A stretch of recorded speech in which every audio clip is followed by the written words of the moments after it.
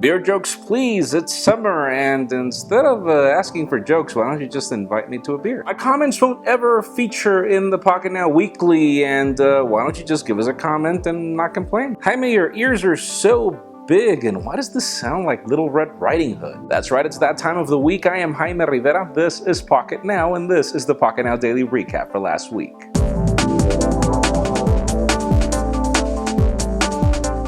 So on Monday I asked you, why do you think tablets are on decline? As Apple quarter results were in, the company sold a record-breaking iPhone number, as always, but tablet numbers have been on decline 4 quarters already.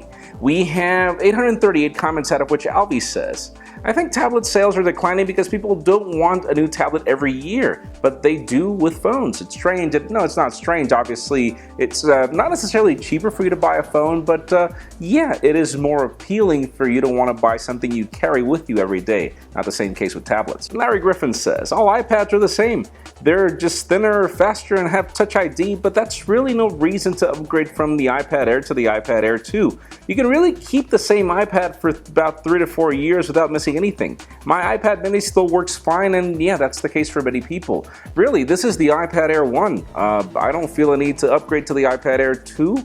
I would rather wait for a substantial upgrade, and I think that that's the reason why people are doing the same. They're seeing tablets as computers, and well, that's the reason why they're upgrading them so late. Then another commenter says, why buy a tablet that runs the same OS as your phone? Everything tablet can do, phones can do. It accepts that you're doing it on a larger screen. Windows tablets are the way to go. And no. Windows tablets have sadly not been the way to go for a decade, but I do get your point. Yeah, an OS that is the same on the phone and the tablet has really little benefit. Then on Tuesday I asked you, what do you think about the LG G4? The company had just made it official, and our reviews so far are very positive. We have 177 comments, out of which one of them says, the leather back on the G4 is beautiful, and I do agree with you. It's gorgeous, but watch Michael Fisher's review. It seems that it's not as resilient as we'd want it to be. And Brendan says, no front-facing speakers, almost got the phone perfect, LG. And yes, I made the comment on the daily that I found it to be the best phone of the year, but you're right, there are things that could have been done better. And then Kevin says, after many years of using Samsung, I seriously consider the LG G4. Replaceable battery, micro SD, all things that Samsung doesn't have anymore. And look at that leather back, so beautiful. And yes, I think that's the reason why I would rather get a G4 than a Galaxy S6. You get a better camera, or a camera that's just as good as the Galaxy S6, I could say, but you get all the expandable everything that Samsung doesn't offer unless you pay for it. Then on Wednesday, I asked you if you would rather buy a Tag Heuer Android Wear smartwatch or the Apple Watch, as the company's CEO just came on record to claim that it will apparently cost $1,400 for its Android Wear offering. We have 612 comments, out of which Bill says, Jaime, Tag Heuer is pronounced Tag Heuer, not Heuer. And yes, I would absolutely opt for a Tag. In fact, there are many wristwatches I would much rather buy than the Apple Watch. And yes, thank you for the correction. I got like 1 million comments on that, and yeah, I don't get it all the time right, but I really appreciate your feedback. And yeah, I would rather agree with you. I'm not a fan of Android Wear per se, but I do love the way the Moto 360 looks, and I would rather do the same for the Tag Heuer instead of the Apple Watch. And Dane says, Tag knows watch design. I'll stick with them, and a lot of people in the comments said the same. They would rather go for a company that really builds watches and would rather make an experience around that, which is the main reason why you would buy a watch in the past, and not really a company that tries to sell you software on a watch. And Rossi says, Tag Heuer, indisputable. The brand itself reputable, watch manufacturer, and lasting 40 hours. And yeah, that was one of the biggest news, that the watch's battery was going to last 40 hours, which is better than most smartwatches in the market right now. We'd love to see that. Then on Thursday, I asked you if you feel the Apple Watch is a ripoff, as teardowns revealed that it cost $83.77 to build one. Fully. Obviously, no marketing included. We have 760 comments, out of which Red Content says, Apple ripping off their customers. Never.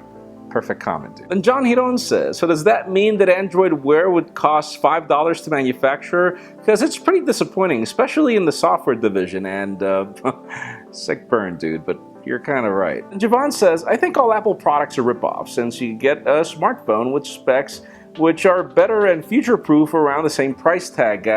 Yes, you do. The fact that those specifications don't make those products perform any better than the iPhone makes you wonder if there is a software problem or if Apple's doing something right. So I guess that Apple is actually taking advantage of the fact that other manufacturers are not doing a better job, and that's something to say. And finally, on Friday, I asked you how much would you be willing to pay for Microsoft's HoloLens, as the rumors are that it'll cost more than a game console, but there was no limit to that price tag. We have 158 comments, out of which Jonathan says $350 to $425. I don't think you really understand what you're getting to. Then Vignesh says, I would pay more than an Apple Watch, but less than a Max price. That's pretty much sums it up. So you're saying $400 because the Mac Mini costs somewhere around there? And finally, Laser Mobile says, for what it is, a full computer, $550 to $700 depending on the specs. You have to remember that people are paying $350 to $550 for an Apple Watch. Dude, the Apple Watch that I would pay for cost $1,100. Or should I say the one that I like but I wouldn't pay for. I feel that this product will be more oriented to gamers. So we're talking about the gaming computer market that oscillates around $2,000. And would I pay $2,000? Well, I said in the video that no, that I would pay $1,000. But then again, if this computer proves to be more useful than your average computer, then why not? I just don't feel that this product is anywhere close to replacing anything, and therefore you really wouldn't pay for it. NVIDIA Shield could be a good case or a good case study, or the fact that Gear VRs or virtual reality headsets are not selling like hotcakes. That's it for the Pocketnow Daily Recap. Thank you very much for watching. A couple of tips if you want your comments to be featured. Number 1, keep them short. Number 2, stick to the point. Number 3, try to get some thumbs up. It helps us spot them a lot easier. You can also follow us on social media. Subscribe to our YouTube channel as well. You can follow me on Twitter, Jaime_Rivera. Please give this video a thumbs up if you like what you saw. I am Jaime Rivera. Thank you very much for watching. We'll see you next week.